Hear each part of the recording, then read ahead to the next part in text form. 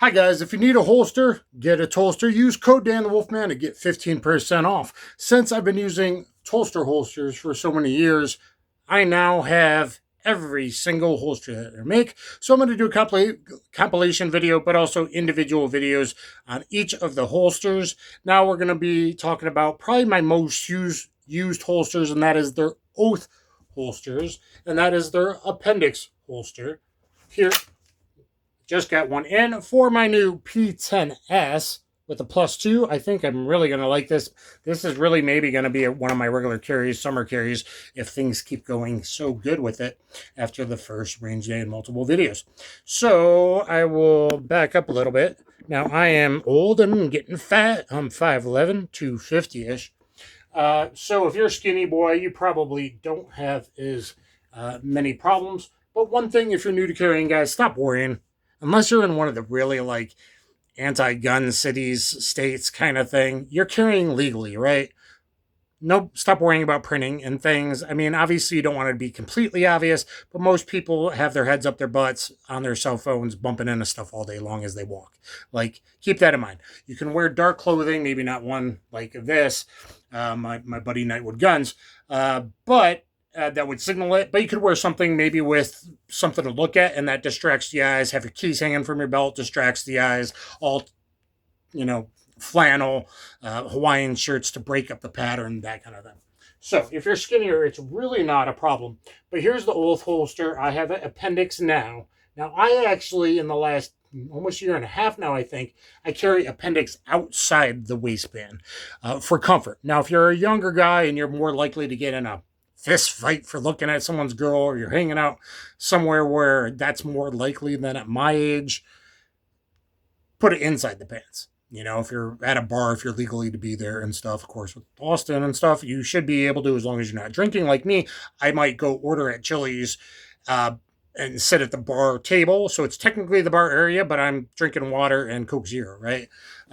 So would be a good Defender when you can. And if you're going to get drunk, then you probably shouldn't be carrying if you're having more than one beer, depending on your state's legalities and all that, anyway, morally. So, anyway, good holster. I will show you all of these. I usually carry it, so we'll do that now. I usually carry it outside the waistband. Comes with a nice one, kind of like a single DCC clip, so just a single, not a double. So anything like G19 size, compact size, and smaller, this is a holster I like. I would look at the Profile Plus if you have maybe a bigger, heavier pistol to get the dual DCC clips, but this works with their claw, or whatever they call it, mod wing, I think they call it. So claw, mod wing. It usually comes with a medium that looks like I swapped on the large today. Actually, it came with both. So for me, I knew I would want this to wrap around that belly as much as possible. And they have their own wedges. This is a separate wedge that's a little bit bigger. I kind of need it. I have a wedge I'll show you on the Profile Plus in a minute. So I'm going to put this back on, but I'm going to do it appendix outside the waistband. Why? Because, well, I want to be comfortable, man. And it's also really, really fast. How fast? Well, I'm getting faster. I used to be a 175 the first shot guy. Now I'm down to 135, kind of flashlight pitcher-ish. 5 yards in and 7 yards aim fire. I'm like at a 155 now. So I'll give you a little bit of tips maybe on drawing if that helps you out. So rule number 1, follow your ABCs. Always be carrying. EDC means everyday carry, not just Saturday going to downtown. Like, that's the only time you ever get robbed. I've had a defensively display quite a few times. Awareness has saved my ass many times. Okay, so I got it here. This shirt's a little actually long for me, for my reliable draws, but it seemed like a good one for the video. So I do Mr. Miyagi wax on. What was wax off? This was wax off. So we're going to wax off. Let's lower you down, excuse me. I'm going to go here and then kind of just scoop it up. I'm going to go 1, 2, 1, 2, 1, 2, 1, 2, and out. And now I've increased my speed in the last 2 months incredibly by doing this. I used to go 1, 2, master grip, 3, 4, meet the, and all that. I've just kind of bypassed everything now. Let me lower you down. So I've kind of bypassed this. I'm going to scoop under. I don't do this motion. Why? Because summertime I carry with an undershirt and t-shirt. Wintertime I tuck in the t-shirt and maybe one thin long sleeve, and that goes, under the gun, tucked in the pants, and then other layers and hoodie and, jacket and all that stuff over. So I'm going to come here, 1, 2. I'm going to lower you down a little bit more. 1, 2. I'm not really digging down my master grip and then up. It's a kind of like you got different muscular motions. So I was doing that. I was doing 1, 2. Now I'm doing 1, 2. And I kind of angle it actually with my belly the way it is lately. And I just go 1, 2. 1, 2 and out. And defensively, like I said, kind of point shooting, kind of flashlight picture, dropping them in at 135s. Doing stitch technique, have a full video with this pistol the first time on that here. So you can either do 1, 2. That's how most people teach, right? Or they do the grip method. I don't do the grip method because I don't wear no clothes underneath for comfort. Okay, so I almost never, I have occasionally, but I don't do bare underneath the pistol. So that's why that technique doesn't work for me, because I'll get the undershirt on a real, oh my God, I'm in a gunfight grab. Or you have to wear one of like the Lycra BJJ shirts, which, by the way, I'm a Jiu-Jitsu black belt. So here,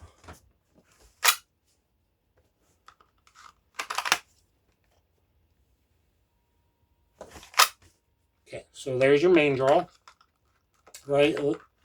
And I'll go from the side just because this is kind of a little different than most people do. I'm not even really claw gripping, depending where it wraps around my pistol. I'm just scooping, like scoop gripping, like a competitor. Here, okay. So, you should also be able to go from the fence position. This shirt's a little long, but hey, dude, I don't want any problems. This hand's going to go down, power step out, and make your draw. You're going to go away from them, okay? Hey, dude, I don't want any trouble, or stay there. 1, 2, whoop. Or, hey, dude, don't have any problem. Tiger palm, strike his eyes, lift, and go. So you're going Mozambique or stitch technique. So there's some things about the Tulster Oath holsters. It's kind of a mid-tier price holster that gives you everything you need. I don't feel the need for the top really expensive holsters.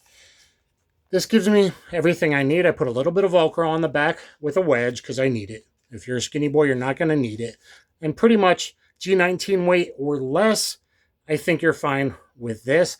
Now, if the heavier grip, if you guys carry the long boys, you're going to start changing your grip angle too much if you have too long of a magazine from the weight there, from the single clip, if it's too big or too heavy of a gun. So keep that in mind. I now, instead of this, I kind of like having that angle for a faster draw lately, so I've been changing a little bit, and you figure things out as you go along.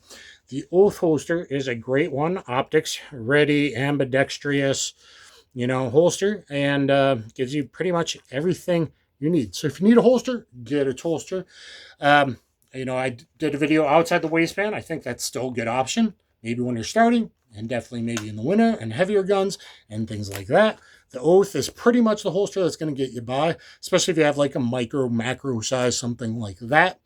And if you have some bigger guns, then you might want to check out the videos I'm going to do on the other holsters, the Profile Plus, and the Arc, the light mounted, the weapon mounted light bearing holster. You might want to check those out. So please thumbs up, share, subscribe. Get competitive in street jiu-jitsu on BJJ Fanatics, because empty hand fighting and weapon retention is really important. And it's the highest rated self-defense by this dude with 4 black belts that fought MMA and trained with all the top pros around the world for 20 years.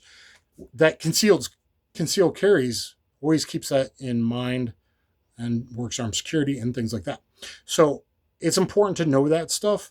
And I hope you all stay safe, keep awareness, carry every day, follow your ABCs, comment down below, and I'll catch you on the flip side.